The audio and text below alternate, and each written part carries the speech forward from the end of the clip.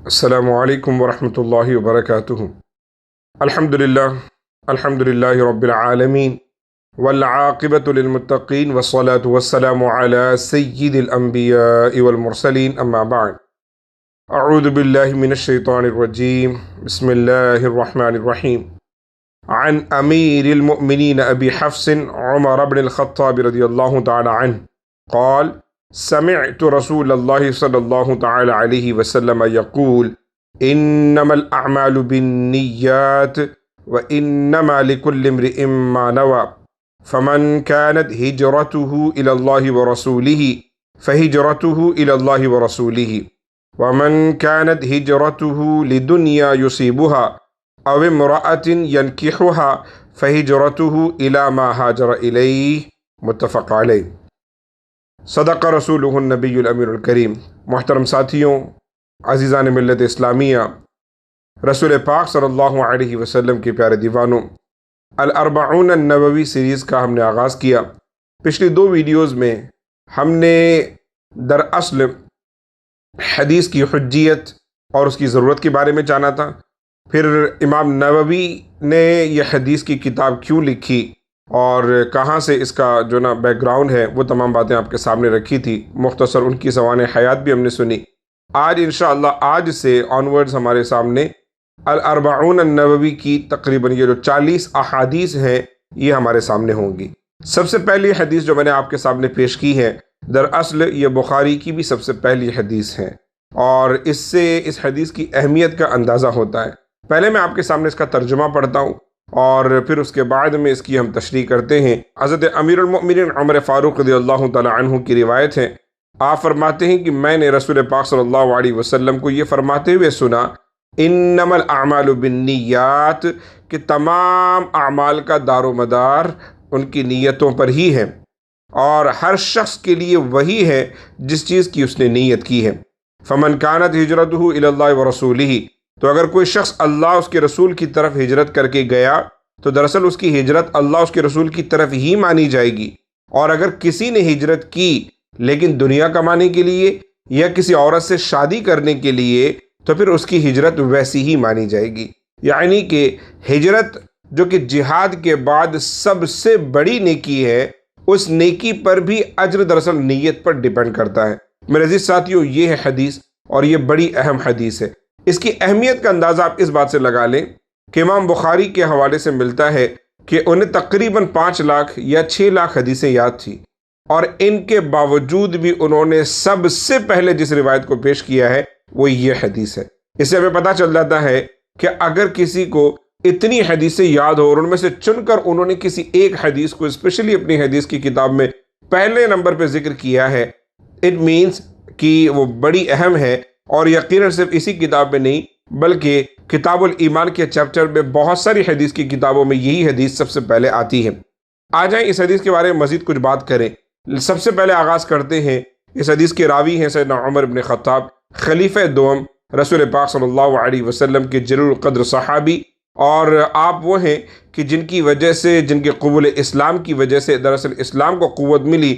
نبوت کے غالباً 5ویں یا 6 سال باختلاف روایت آپ نے اسلام قبول کیا، اور آپ اسلام قبول کرنے والے 40ویں صحابی تھے، جن میں سے 11 عورتیں تھیں اور باقی مرد تھے۔ اس کے بعد آپ نے 40ویں نمبر پر اسلام قبول کیا۔ جب آپ نے اسلام قبول کیا تو دراصل اس کی دھوم عرش پر بھی مچی۔ اللہ رب العزت نے قرآن کی اس آیت کو نازل کیا، یا ایھا النبی حسبک اللہ ومن اتبعک من المؤمنین، اے نبی اللہ تعالیٰ آپ کے لیے اور تمام مؤمنین کے لیے کافی ہے۔ میرے عزیز ساتھیوں، سیدنا عمر بن خطاب رضی اللہ تعالیٰ عنہ، ان کی زندگی کے بارے میں بھی ہم کسی اور مقام پر جانیں گے۔ مختصراً عرض یہ ہے کہ حضور پاک صلی اللہ علیہ وسلم کی زندگی میں بھی آپ سے بہت سارے ایسے واقعات ملتے ہیں جو ہم سب کے لیے بہت زیادہ انسپائرنگ ہے، لیکن آپ کی وصال کے بعد خاص طور پر آپ کی جو خلافت کا دور ہے وہ بہت زیادہ اہم ہے۔ آپ کی ہی خلافت میں رومن امپائر کہہ لیں، پرشین امپائر کہہ لیں، ہر طرف مسلمان پہنچے۔ افریقہ کے جنگلوں تک بھی الحمدللہ آپ نے صحابہ کرام اور تابعین کرام کی جو فوج بنائی اور آپ نے بھیجا الحمدللہ، تو آپ کے دور میں اسلام کو جتنی بلندی ملی ہے اتنی کسی اور خلیفہ کے دور میں نہیں ملی۔ آپ کا وصال ہوا تھا تقریباً رسول پاک صلی اللہ علیہ وسلم کی وصال کے بعد میں 15 یا 16 سال کے بعد میں، یعنی کہ آپ نے اپنے دور خلافت کے 10 سال گزار لینے کے بعد 11ویں سال میں فجر کی نماز آپ پڑھا رہے تھے، اسی وقت ایک بندے نے، ابو لولو مرجان اس کا نام ہے، اس نے خنجر آپ کی پیٹھ میں گھونپ دیا تھا، 3 دن آپ زخمی رہے، اس کے بعد آپ کا وصال ہوا۔ تو یہ ہیں اس حدیث کے راوی، تقریباً 533 حدیثیں آپ سے مروی ہیں۔ اب آئیں اس حدیث کی جڑ پر بات کریں۔ سب سے پہلا، انما الاعمال بالنیات، کہ تمام اعمال کا دار و مدار دراصل نیت پر ہے۔ میرے عزیز ساتھیوں، نیت بڑی اہم ہے۔ کوئی بھی عبادت ہو، اس میں اگر آپ کی نیت شامل ہوگی تبھی وہ عبادت مکمل ہوتی ہے۔ ہم نماز پڑھتے ہیں، اور اگر نماز میں ہم نے نماز کی ہی نیت نہیں کی تو آپ کو معلوم ہے کہ پھر وہ نماز ہی مکمل نہیں ہوگی۔ تو نیت کرنا دراصل فرض ہے، یہ واجب ضروری ہے۔ ہاں، البتہ کچھ چیزیں ہیں کہ جو بغیر نیت کی پوری ہوتی ہیں، وہ سپورٹنگ چیزیں جو عبادت کے لیے ہوتی ہیں، جیسے کہ وضو یا غسل، اس میں 4 چیزیں آپ کو دھونی ہیں۔ لیکن اگر مان لیں کہ آپ نہ بھی دھوئیں، اگر آپ سوئمنگ پول میں گر جائیں تو بھی آپ کا وضو ہو جائے گا۔ آپ نے نیت نہیں کی تھی وضو کرنے کی، لیکن آپ گر گئے، آپ کا وضو ہو جائے گا۔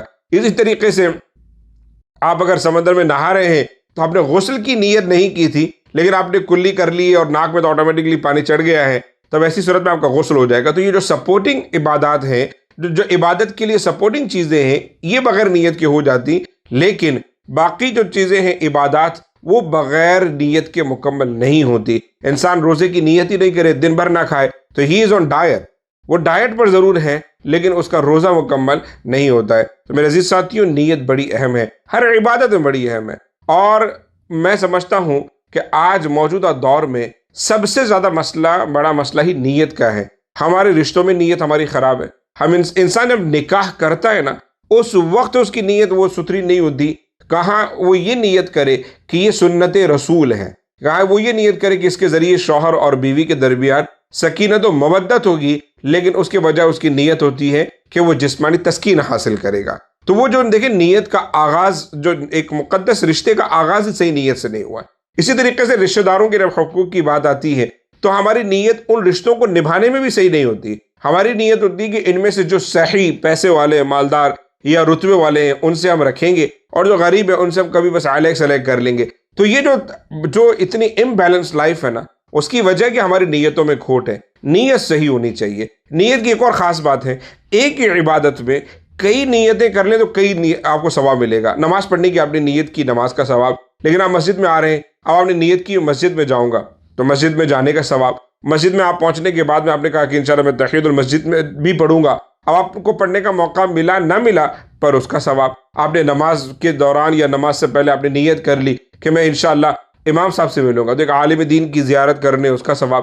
یہ بہت ساری چیزیں آپ بیک وقت بہت سی نیتیں کر سکتے ہیں۔ کسی رشتہ دار کے آپ حقوق کی ادائیگی کر رہے ہیں تو اس میں بھی آپ صدقہ دینے کا ثواب، پھر صلہ رحمی کا ثواب، بہت ساری چیزیں ہیں۔ آپ عطر لگاتے، چھوٹا سا عمل ہے، لیکن اسے آپ نیت کر لیں کہ مجھے خوشبو آئے گی، لوگ خوش ہوں گے، پلس یہ کہ سنت رسول ہے، تو آپ کمبائنڈ بہت ساری نیتیں بھی اس میں کر سکتے ہیں۔ آ جائیں، وَإِنَّمَا لِكُلِّ امْرِئٍ مَّا نَوَىٰ، اور انسان کو وہی ملتا ہے جیسی اس نے نیت کی ہے۔ اس کا ایک معنی تو یہ کہ دنیا میں وہی ملتا ہے، لیکن دنیا کے علاوہ آخرت میں بھی ایسا ہی ہے۔ آپ نے کسی چیز کی جو نیت کی ہوگی وہی دراصل ملے گا۔ آپ نے مثال کے طور پر دنیا کمانے کے لیے علم حاصل کیا تو آپ کو دنیا مل جائے گی، ہو سکتا ہے دنیا مل جائے گی، لیکن آخرت میں آپ کے لیے کچھ نہیں ہوگا۔ جیسا کہ میں نے ابھی عرض کیا کہ ہماری نیتوں میں کھوٹ ہے، اور وہ اسی لیے کہ ہم تو تعلیم بھی حاصل کرتے ہیں ایک ایجوکیٹڈ انسان بننے کے لیے نہیں، بلکہ تعلیم حاصل کرنے کا بھی مقصد یہ ہوتا ہے کہ بڑا ہو کر اچھی نوکری ملے گی، کامیاب انسان بنیں گے، کس طریقے سے اچھا پیسہ کمائیں گے۔ اسی وجہ سے ہم تعلیم حاصل کرتے ہیں، چاہے دنیاوی ہو چاہے وہ دینی ہو۔ اللہ تعالیٰ ہم سب کو سمجھ کی توفیق عطا فرمائے۔ تو یہاں پر یاد رکھیں، جیسی نیت ویسا پھل، اچھی نیت اچھا پھل۔ میں آپ کو ایک روایت سناتا ہوں، بخاری کی بڑی مشہور روایت، آپ نے پہلے بھی یقیناً علماء کرام سے سنی ہوگی۔ اور یہ روایت کچھ اس طریقے سے کہ 3 لوگ کسی جنگل میں کام کرتے واپس گزر رہے تھے، بارش ہوئی، تو آپ کو معلوم ہے کہ بارش جیسے ہوئی تو وہ ایک اپنے آپ کو بچانے کے لیے ایک پہاڑ کی غار میں چلے گئے۔ اتنے میں آپ کو معلوم ہے کہ لینڈ سلائیڈنگ آج کل بڑی عام ہو گئی ہے، تو وہاں پر بھی لینڈ سلائیڈنگ ہوئی اور ایک بہت بڑے پتھر نے آ کر اس غار کے دہانے کو بند کر دیا۔ اب وہ اندر پھنس گئے اور انہیں فکر تھی کہ کس طریقے سے وہ اپنے گھر پہنچیں گے۔ نتیجتاً انہوں نے یہ ڈیسائیڈ کیا، ہم اللہ تعالیٰ سے دعا کرتے ہیں اپنے ان اعمال کے وسیلے سے جو ہم نے فقط اللہ تعالیٰ کی رضا کے لیے کیے ہوں، جس میں ہماری نیت بالکل پیور رہی ہو، پیور انٹینشن کے ساتھ اپنے وہ کام کیا ہو۔ انہوں نے کہا یہ بات بہت صحیح کی۔ ان میں سے ایک بندہ سائیڈ میں آیا اور اس نے دعا کی، اے رب ذوالجلال، میں یقیناً بہت بڑا گنہگار ہوں، سیاہ کار ہوں، خطا کار ہوں، لیکن اے میرے مولا پروردگار عالم، بہت عرصہ پہلے کی بات ہے کہ میں ہمیشہ یہی کرتا تھا کہ میں جاتا ہوں اور دن بھر کی کمائی کے بعد سب سے پہلے گھر میں آ کر اپنے والدین کو میں کھانا جو بھی میں نے کمایا ہے وہ پہلے انہیں پیش کرتا ہوں، اس سے کبھی دودھ سبزی جو بھی لے کر آیا ہوں پہلے انہیں دیتا ہوں، پھر اپنے بچوں کو دیتا ہوں۔ اگر مجھے یاد آتا ہے اللہ کے، ایک مرتبہ ایسا ہوا کہ میں تھوڑا لیٹ ہو گیا، سب میرے گھر میں میرے ماں باپ سو گئے، میری بیوی جاگ رہی تھی، میرے بچے جاگ رہے تھے، میں آیا اور میں نے دودھ کا پیالہ لیا اور میں نے سب سے پہلے اپنے ماں باپ کے پیش کرنے کے لیے جب گیا تو دیکھا وہ سو رہے تھے۔ اب میں کھڑا رہا وہاں پر کہ میں ان کی نیند میں خلل نہیں کروں گا۔ میری بیوی نے کئی مرتبہ کہا کہ آپ بچوں کو دے دیں، لیکن میں نے خیال کیا کہ نہیں، پہلے والدین کا حق ہے۔ اے رب ذوالجلال، پوری رات میں کھڑا رہا، صبح میرے والدین جاگے اور انہوں نے جب مجھے دیکھا تو پہلے میں نے انہیں پیش کیا، اس کے بعد اپنی بیوی اور بچوں کو میں نے وہ دودھ پیش کیا۔ اے رب ذوالجلال، اگر میرا یہ عمل خالص نیت کے ساتھ میں خالصاً لوجہ اللہ تیری رضا کے لیے تھا، اے میرے مولا ہمیں باہر جانے کا راستہ دے۔ ان کی اس دعا کی وجہ سے غار کا دہانہ ہلکا سا اتنا کھلا کہ ہلکی سی ہوا اور روشنی سمجھو کہ باہر سے آنے لگی۔ دوسرا بندہ آیا، اس نے دعا کی، اے رب ذوالجلال، میرے مولا پروردگار عالم، میں بہت گنہگار ہوں اور اسی وجہ سے میں اپنی ایک کزن پر عاشق تھا، بڑی خوبصورت تھی، نوجوان تھی، میں ہمیشہ چاہتا تھا کہ کسی طریقے سے مجھے یہ حاصل ہو جائے۔ ایک دن میں نے دیکھا گھر میں کوئی نہیں اور اس کا فائدہ اٹھاتے ہوئے میں نے اسے کہا، کیا تم مجھے اپنے آپ پر قابو دو گی؟ اس نے بہت منع کیا، لیکن بلکہ وہ ہمیشہ منع کرتی رہی، لیکن ایک دن غالباً ایسی کچھ مجبوری تھی اس کی کہ جس کی وجہ سے اس نے کہا اچھا ٹھیک ہے۔ لیکن جیسے ہی ہم تنہائی میں ہوئے، خلوت میں ہوئے، اس نے کہا کہ کیا واقعی تم یہ گناہ کرنا چاہتے ہو؟ کیا اس رب کا تمہیں کوئی خوف نہیں؟ کیا تم احساس نہیں ہے کہ اس رب کے یہاں پر حاضر ہونا ہے؟ اس کے یہ دو چند جملے جس نے میرے نفس کو جھنجھوڑ دیا۔ اے اللہ، میں فوراً وہاں سے اٹھا اور بھاگ گیا۔ اے میرے رب ذوالجلال، اس گناہ سے جو میں بچا ہوں، اگر خالصاً وہ تیری رضا کے لیے اچھی نیت کے ساتھ اگر میں اس گناہ سے دور ہوا ہوں، میرے مولا مجھے راستہ دے دے۔ اور یقیناً پھر جو نا لینڈ سلائیڈنگ ہوئی اور دروازہ تھوڑا سا، وہ جو بڑا سا جو پتھر تھا اس غار کے دہانے پر، وہ تھوڑا سا اور نیچے کھسکا، لیکن ابھی بھی ایسا نہیں تھا کہ اس سے باہر نکلا جا سکے۔ خیر، پھر تیسرا بندہ آیا، اس نے بھی سائیڈ میں آ کر اللہ کی بارگاہ میں دعا کی، اے رب ذوالجلال، میں دہاڑی مزدوری کرنے والے لوگوں کو ہائر کرتا ہوں ڈیلی بیسس پر، اور بہت عرصہ پہلے ایک بندہ آیا تھا، اس نے کچھ دن کام کیا، میرا اصول ہے کہ شام کو میں ان کی دہاڑی جتنی بنتی وہ دے دیتا ہوں، لیکن وہ بندہ مجھ سے کبھی دہاڑی نہیں لیتا، کہتا میں ایک ساتھ ہی کسی دن لے لوں گا۔ ایک عرصے کے بعد میں جب اس کی دہاڑی تھوڑی بن گئی تو اسی دن سے وہ آنا بند کر دیا، اس نے، وہ کبھی آیا نہیں۔ میں نے کیا کیا کہ اس کا وہ پورا کا پورا اماؤنٹ جو تھا وہ کسی جگہ پر انویسٹ کر دیا، اور اس سے اللہ نے مجھے، اللہ تو نے مجھے بڑی برکت دی، اور بہت سارے کھیت اور جنگل، وہ کھیت ہو گئے، جانور ہو گئے۔ کئی سال کے بعد وہ بندہ آیا اور اس نے مجھے کہا کہ ذرا میری مزدوری دیں آپ، تو میں نے اسے کہا کہ یہ کھیت اور یہ تمام جانور ہیں تمہارے، لے لو۔ اس بندے نے کہا مذاق نہ کرے، مجھے وہ دیں جو میری اجرت بنتی ہے۔ تو میں نے اسے تمام چیزیں دی اور بتایا کہ یہ تمہارے پیسوں سے میں نے انویسٹ کیا، یہ اس کی برکتیں ہیں۔ اے میرے مولا، اگر میرے اس عمل میں تھوڑا بھی خلوص شامل ہے، نیک نیتی شامل ہے، تو میرے پروردگار عالم مجھے باہر جانے کا راستہ دے۔ اور یقیناً پھر وہ اس لینڈ سلائیڈنگ پھر سے ہوئی اور وہ پورا کا پورا پتھر جو وہاں سے ہٹ گیا اور وہ تینوں لوگ اپنے گھروں کو چلے گئے۔ یہ بخاری کی روایت ہے، اور ہمیں اس سے کیا اندازہ ہوتا ہے کہ نیک نیتی سے بڑے بڑے مسئلے حل ہوتے ہیں۔ اگر نیت صاف نہیں ہے تو پھر نہ دنیا میں کامیابی ہے اور نہ آخرت میں کامیابی ہے۔ حدیث کا آخری ٹکڑا اس حدیث کا شان نزول ہے۔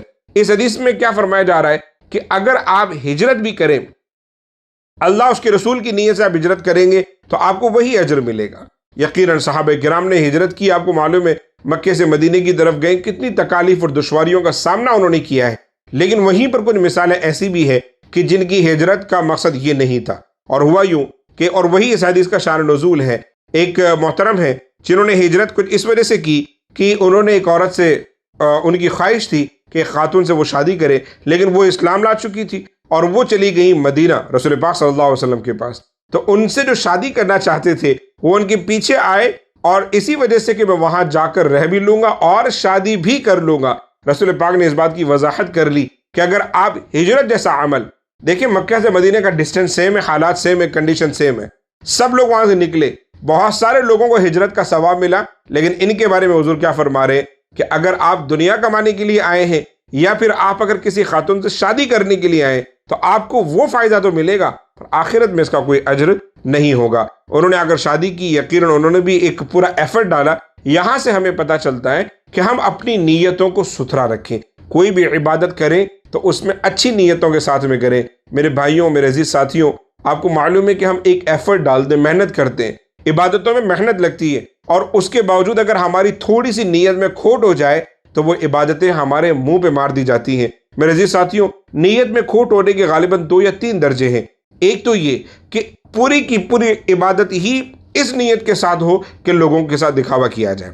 ایک یہ ہوتا ہے کہ نیت پہلے یہ نہیں ہوتی پر بعد میں تھوڑا بہت کہیں نہ کہیں شامل ہو جاتا ہے، وہ بھی برا ہے لیکن اتنا نہیں۔ جیسے کہ ہم عمرہ یا حج پہ جاتے ہیں تو ہم اپنی اچھی نیت کے ساتھ جاتے ہیں کہ ہمیں حج یا عمرہ کرنا ہے، لیکن اب وہاں پہنچتے ہیں تو دل میں ضرور خیال آتا ہے کہ چلیں سیلفی لے لیں، 2-4 فوٹو بنا لیں، ویڈیوز بنا لیں۔ اس میں بھی میں ہر ایک کو برا نہیں کہتا، بہت سے لوگ ہیں جو اچھی نیت کے ساتھ کرتے ہیں تاکہ لوگ انسپائر ہوں، آنا چاہیں۔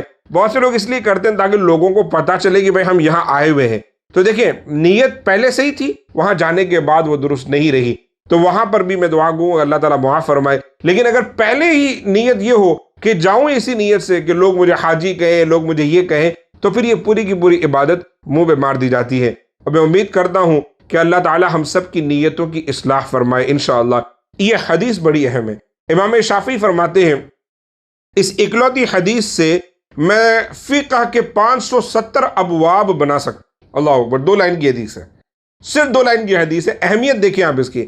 اور امام احمد ابن حنبل کہتے ہیں کہ دین کی بنیاد 3 حدیثوں پر ہے، پوری دین کی بنیاد۔ وہ تو کہتے ہیں کہ اگر قرآن پورا بھی نازل نہ ہو اور اس کی جگہ صرف سورہ عصر نازل ہو جائے، سورہ عصر وہ پورے قرآن کے لیے کافی ہے، اور اتنی زیادہ احادیث کا ذخیرہ نہ بھی ہو، اس کی جگہ 3 حدیثیں اگر ہمارے سامنے ہو تو بھی زندگی گزارنے کے لیے کافی ہے۔ پہلی حدیث یہ انما الاعمال بالنیات، نمبر 2 جس میں حضور نے ارشاد فرمایا ان الحلال بین و ان الحرام بین، یعنی حلال بھی ظاہر ہے، حرام بھی ظاہر ہے، ان کے درمیان مشتبہ چیزیں ہیں، تو اگر تم مشتبہ چیزوں سے بچو گے تو ہمیشہ حلال پر قائم رہو گے، اگر مشتبہ چیزوں میں پڑ جاؤ گے تو پھر حرام میں بھی پڑ جاؤ گے۔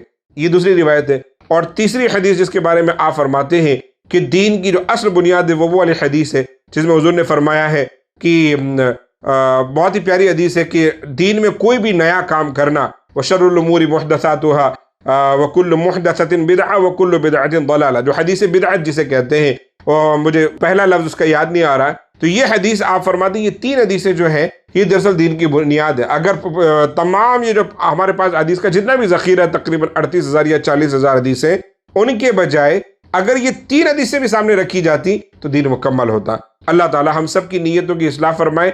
یاد رکھیں، ہمیشہ یاد رکھیں کہ اہل سنت و جماعت کا جو سب سے اہم پلیٹ فارم ہے سنی دعوت اسلامی، ہمارے اس چینل سے جو ہے نا دین کا بڑا کام ہو رہا ہے۔ آپ ویڈیوز بھی دیکھ رہے ہیں، ہمیں کامنٹ سیکشن میں لکھ کر ضرور بتائیں کہ کیا ٹاپکس ہے جو آپ چاہتے ہیں کہ ہم کور کریں، یا کیا بات ہے جو آپ کے مسائل، آپ کے سوالات، کوشچنز ہیں، وہ کامنٹ باکس میں ڈالیں۔ انشاءاللہ جب بھی ہم دیکھیں گے آپ کو جواب دیں گے۔ جزاک اللہ خیر۔ السلام علیکم ورحمۃ اللہ وبرکاتہ۔ اور محترم ساتھیوں، آخر میں آپ سے سب سے اہم گزارش ہے کہ جو ویڈیوز ہمارے پہلے اپلوڈ ہو چکے ہیں انہیں دیکھنے کے لیے آپ یہاں پہ کلک کریں، اور جو ویڈیوز ہمارے لیٹسٹ اب آنے والے ہیں ان کے لیے آپ SDI چینل کو سبسکرائب کریں، بیل آئیکن کو دبائیں، لائک کریں، شیئر کریں، اور سب سے اہم بات کامنٹس کریں سبحان اللہ ماشاء اللہ کے ذریعے ہمارا حوصلہ بڑھائیں، اور آپ کی کسی بھی طریقے کے سوالات ہوں وہ بھی کامنٹ سیکشن میں ڈالیں، ہم انشاءاللہ انہیں ایڈریس کریں گے۔ جزاک اللہ خیر۔ السلام علیکم ورحمۃ اللہ وبرکاتہ۔